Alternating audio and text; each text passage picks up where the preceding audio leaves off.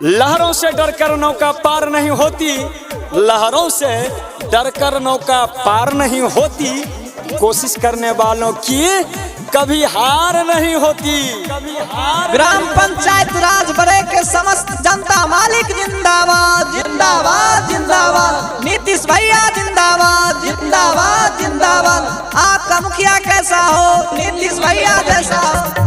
गोली गोली गुजे नहरा, नीतीश भैया बहादुर खहरा, अयोबदी जिताबे के बा, बहनी गरीब के सहारा।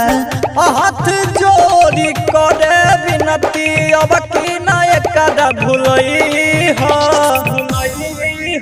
बुझे न चाहो, आज विकास करे वाला बढ़िया कर्मठ युवक छे, ओकरा वोट दे के लिए तोर सोचे विचारे छे दिए कि नहीं दिए, दिए कि नहीं दिए, ओकरे देबे हे एकरे देबे। आय महुआ पिला देतो, खस्सी खिला देतो, मुर्गा के टंगरी पर टंगरी चलता है।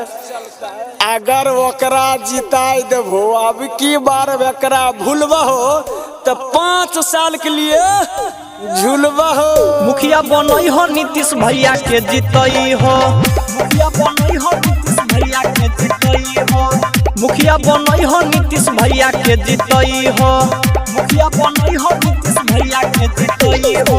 अबरी बार सोचना हूँ छिए, अतहु सोचो हिनकरा वोट दहो, अबरी दा मुखिया बना हो। आ जीतला के बाद नहीं बनेते न कुछो ते हिनकरा भिरा जाए के 10 गो बातो कह सके छो, आ ओहन के बनाए देबो जहाँ तोहर भाप नहीं उठता। सुनिए चाचा चाची कदिले गोहरिया हो, सुनिए चाचा चाची कदिले गोहरिया हो।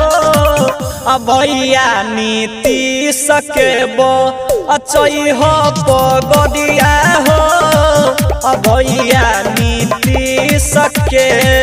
यह छे समाज से भी ध्यान दो, ओहि हिसाब से चुनो उम्मीदवार चाचा। अरे भग बुढ़बग डोई की कभी रही कहे छियो ते मने हमरे डटे लगे छे। अरे नहीं रे लड़का तो ठीक है डोई रही।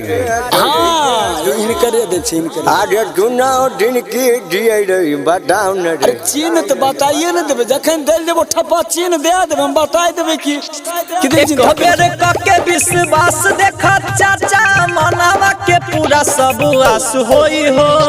भैया नीतीश यदि बन जाइए मुखिया पंचायत के अपना विकास होई हो।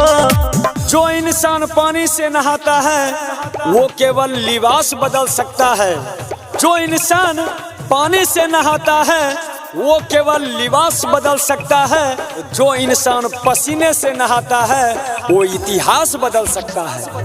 विजय के झंडा लहराई हो, केहू के बात में न आई हो। विजय के झंडा लहराई हो, केहू के बात में न आई हो।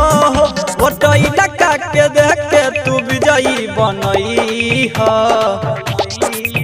किसी पेड़ के कटने का किस्सा ना होता, किसी पेड़ के कटने का किस्सा ना होता, अगर कुल्हाड़ी के पीछे लकड़ी का हिस्सा ना होता। मुखिया बनई हो नीतीश भैया के जितई हो, मुखिया बनई हो नीतीश भैया के जितई हो, मुखिया बनई हो नीतीश भैया के जितई हो।